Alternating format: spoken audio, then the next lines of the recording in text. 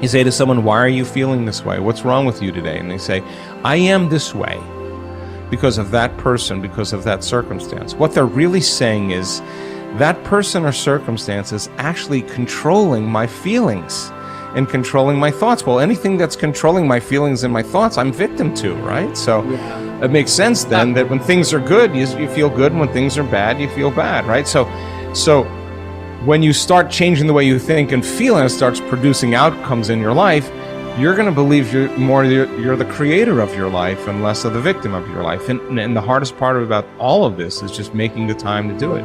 If you're not even peaceful, there is nothing in your life that you can do in a worthwhile way. To be peaceful essentially means this, that you're not messing your mind. To be peaceful means that your system is at ease. You know how to conduct your mind, you know how to conduct your emotions, your body and your energies. You are peaceful. If you change the picture in your mind, you change the chemistry, you change the fate. So I'll give an example. If I have a picture of love in my mind, the brain releases complementary chemistry, dopamine, pleasure, oxytocin, bond with your loved one, growth hormone, which does exactly what it says. It enhances your growth, and that's why when people fall in love, the chemistry of the brain going into the blood, the culture medium, enhances vitality. People glow when they fall in love. People are healthy when they fall in love. It's not an accident, it's the chemistry of your culture medium. But now I say, but wait, what if I have a picture of fear? I go, oh, well, love chemistry doesn't come out when fear is in the picture. The brain releases stress hormones and factors that affect the immune system and growth of the system. And I go, oh my goodness. I say, why is it relevant? Changing my thought changes my chemistry. The chemistry adjusts my biology. So if I can control my thoughts, I can control the chemistry, and therefore I control the biology. So all possibilities already exist. You don't have to create the possibility. In fact, all you have to do is become aware that it exists. The moment you do that, you're changing the thought and you're producing a different frequency. Now, if the person is astute enough to feel the frequency of the thought in the quantum and not wait for the experience to happen, but the thought of abundance would produce the feeling of abundance. Tell guilt, shame, the past, I've changed my mind. I'm not living condemned.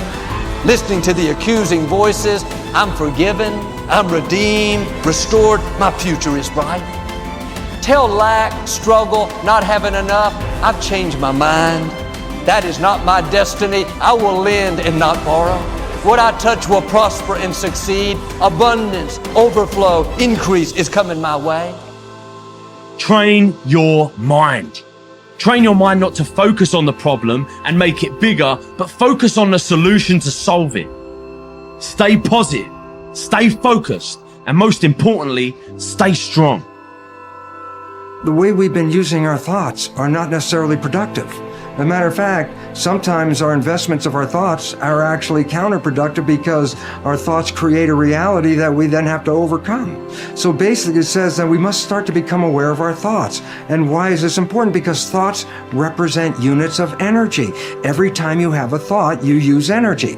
Why this becomes relevant is, if I give you a checkbook for your bank account, you don't go down the street and just write checks to people like, oh, hey, you're a nice looking guy. Here's $10 for you. And oh, here, little girl, go out and buy yourself a little car. Here's $1,000 for you. And you don't give away your money. Why? Because giving away your money is giving away your life. So basically, you become very frugal when you have a checkbook in your hand. Now, what I'm trying to tell you is this. You have an energy budget in your body. The energy is what keeps you alive. When you start using energy and writing checks where you get no return from your energy, then it's exactly the same as writing checks out of your bank checkbook and giving away your cash. So why this becomes important is the biology of belief reveals how our thoughts create our reality. And if you start investing in thoughts that are counterproductive, thoughts like fear, or what am I going to do, and how am I going to escape this problem, or how's this going to go wrong, and all these other kinds of thoughts that are negative kinds of thoughts, then realize this. You are actually not just using your energy for having these thoughts, But these thoughts are also what come into your reality.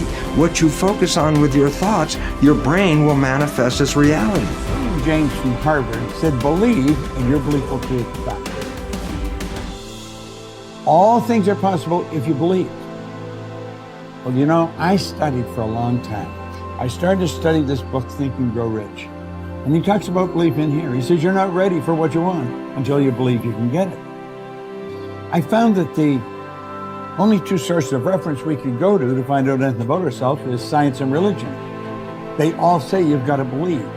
So I got figured out, how do you believe? How do you change a belief?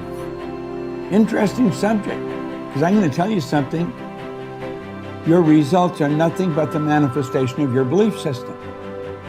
Well, our belief system, now listen carefully, is based upon our evaluation of something. And frequently when we reevaluate a situation, our belief about that situation will change. Let me repeat that. Our belief system is based upon our evaluation of something. Frequently, if we reevaluate a situation, our belief about it will change. I began reevaluating who I was. I started to study. I never stopped studying. And I found as I reevaluated, I had a much higher opinion of myself. I found out things about me that I would have never believed if you had told me. The power that's locked up within us, the marvelous system we've got. Do you know the blood circulates through your veins every 33 seconds, through hundreds of miles of passageway? Bang, just like that, clears all the food in and all the garbage out. Stop and think of the central nervous system. It's the most complex electrical system in the world. And you've got it. Think of your brain, an electronic switching station like that. You can change the vibration of yourself and everything around you. We have awesome powers, and it's all based on what you believe about you. Nothing is so embarrassing as watching someone do something that you said could not be done. People who embrace possibility thinking are capable of accomplishing tasks that seem impossible because they believe in solutions. When you believe you can do something difficult and you succeed, many doors open for you. Big thinkers are specialists in creating positive, forward-looking, optimistic pictures in their own minds and in the minds of others. If you embrace possibility thinking, your dreams will go from molehill to mountain size, and because you believe in possibilities, you put yourself in position to achieve them. The winners in life think constantly in terms of I can, I will, and I am. Losers, on the other hand, concentrate their waking thoughts on what they should have done or what they don't do. If you believe you can't do something, then it doesn't matter how hard you try, because you've already lost. If you believe you can do something, you have already won much of the battle. The first step in becoming a possibility thinker is to stop yourself from searching for and dwelling on what's wrong with any given situation. Sports psychologist Bob Rotella recounts, I tell people, if you don't want to get into positive thinking, that's okay. Just eliminate all the negative thoughts from your mind. Whatever's left will be fine.